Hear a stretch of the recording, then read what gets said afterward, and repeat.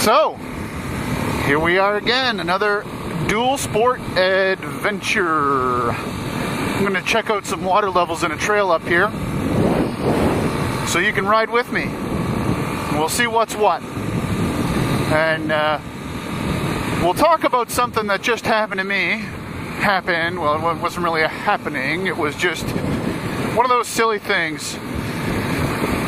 You whip out the credit card after you're ready to press the button to say purchase. That's right, I'm talking about online shopping. And what I had ordered was, or is, an FMF Power Core 4 slip-on pipe for my bike.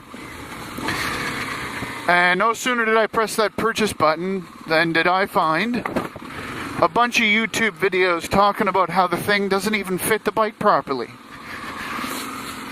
And I was like, no worries. That's not a big deal. These guys are talking about something that happened to them a couple years ago. You know, the Power Core 4 first hits the market. FMF makes up a jig for it to fit the KLX 250S. You know, this model started in 09. And it still continues. Like, they're still making it for 13 and making it again for 14 as far as I know.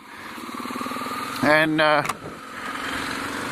surely they would have updated the jig. If people complained that it didn't fit quite right, and it has something to do with the two bolts underneath the side panel or the number plate on the side of the bike, or at least whoa, that's what I saw in the video. Yeah, I'm saying whoa because of this giant water hole up here. We'll have a look at that. I'm going to keep talking. So, two videos I found, they're very, very, very, very current. It was not, as I suspected, that it was like, the original 09 bike. It was the first jig that FMF made for the generation. No, wrong. These guys were talking about 2012 and 2013 bikes, just like mine. Mine's a 13. And, the pipe, it literally, the two bolts, I'll show you. See, oh, jeez, almost fell down. You can see right in here, there's these things here, and then there's two bolts, one there and one there. And the ones that the actual FMF pipe uses, the one that's in there further, and then there's another one down here. So it comes up, bolt, bolt, and then it just stops like right there. It's a shorter pipe. And it turns out the silly things don't even line up. Like, you get it slipped in there, and then you try to line up the two bolts. You can line this one up, but then you can't line that one up. Or if you line this one up, you can't line that one up. So,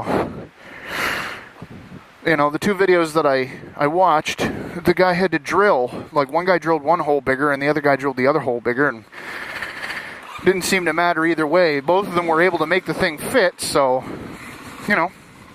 I guess that's what I'm going to have to do, because wouldn't you know it, I go credit card info, mailing address, yada, yada, yada, and then purchase. And I was like, yeah, I'm really happy with that. It's coming from a reputable supplier here in Canada. Doesn't have to cross the border. It's going to get here in a couple days. Reasonable price, same as I would have paid if I had waited for, my local bike shop to bring it in for me, and, And then I went, I wonder if there's a YouTube video that shows how to install the thing.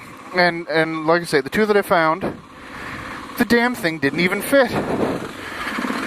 But, it is what it is. It's like the thing that I thought about, well, if I had ordered the pipe and then asked my local bike shop, the place where I bought my motorcycle, to install it for me, they're going to say, yeah, sure, and then they're not going to put up a big stink about having to drill one of the bolt holes a little bigger so that it lines up with the bolt holes on the bike. So, that's exactly what would have happened. It's not going to void warranties or anything like that. It's just the bolt brackets. And, the end. So that's what I'm going to do.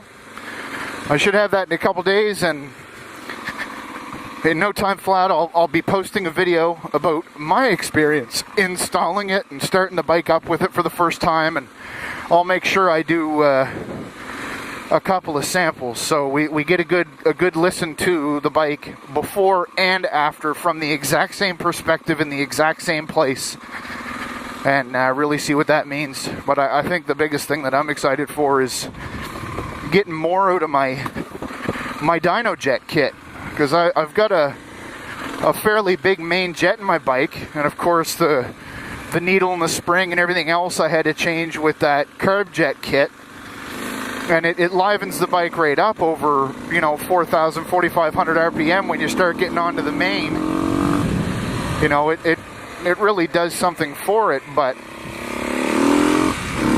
now having the flow going back out the other way is going to be even better. So stay tuned for that. We'll see you soon. Thanks for watching.